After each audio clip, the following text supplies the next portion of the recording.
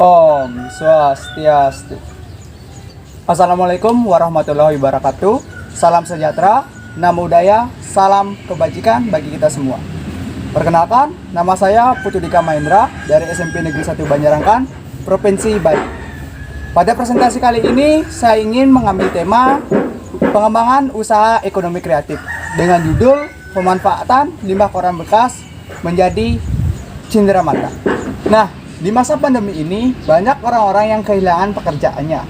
Maka dari itu, peluang sekecil apapun harus bisa dimanfaatkan oleh orang-orang ini agar bisa bertahan di masa-masa sulit seperti sekarang. Nah, masalah yang muncul sesuai dengan judul yang saya ambil adalah yang pertama, apakah limbah koran bekas mampu menghasilkan nilai ekonomis? Dan yang kedua, apakah pemanfaatan limbah koran bekas di masa pandemi dapat menghasilkan nilai tambahan atau nilai ekonomis bagi orang-orang yang mendapatkan efek negatif dari pandemi ini? Dimulai dari di kelas. Saya duduk di kelas 91. Teman-teman saya sangatlah bahagia karena saya bisa lolos dalam lomba kompetisi saya nasional bidang IPS ke tingkat nasional. Nah, ekonomi kreatif adalah tema yang saya angkat karena kebetulan Utari, teman saya, keluarganya membuat kerajinan tangan dari limbah koran bekas. Nah, saat saya ke rumah Utari, kebetulan bapaknya sedang mengolah limbah kertas untuk dijadikan beberapa kerajinan atau cenderamata. Limbah kertas perlu melewati beberapa proses untuk menjadi barang kerajinan. Bahan baku yang digunakan biasanya dibeli dalam bentuk kilo. Untuk awal mulanya bisa buat ini dari mana ya Pak? Apa dari otodidak Bapak atau belajar? Bapak belajar ini dari teman belajar. Jadi dulu pekerjaan Bapak sempat disilang ya Pak? Sempat disilang. Jadi barang-barang ini Bapak tawarkan ke tamu-tamu?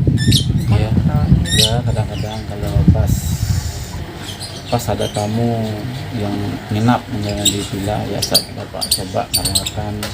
Ya gitu, kadang-kadang tamu ada yang minat, ada yang enggak gitu ya.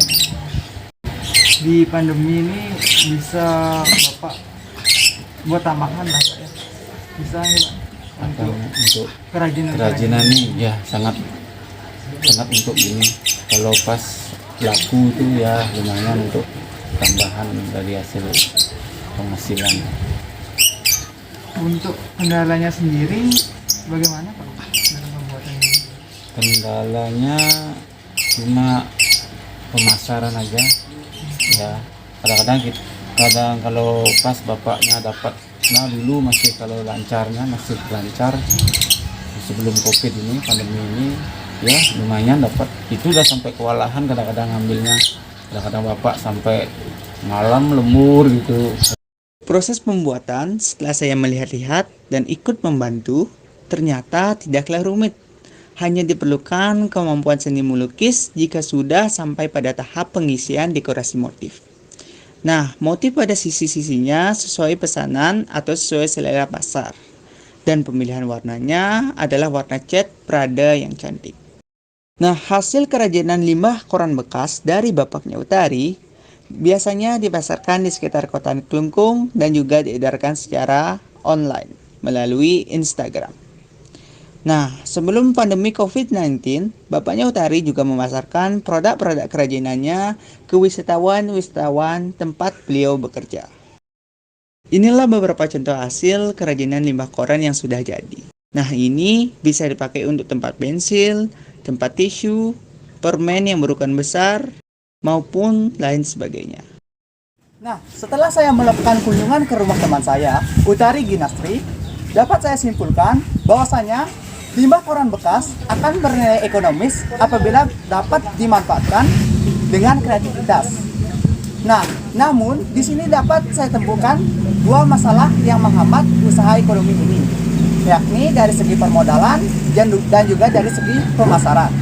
Nah, maka dari itu perlu adanya peran pemerintah, baik itu pemerintah daerah, provinsi maupun pemerintah pusat untuk membantu pengembangan usaha ekonomi kreatif ini.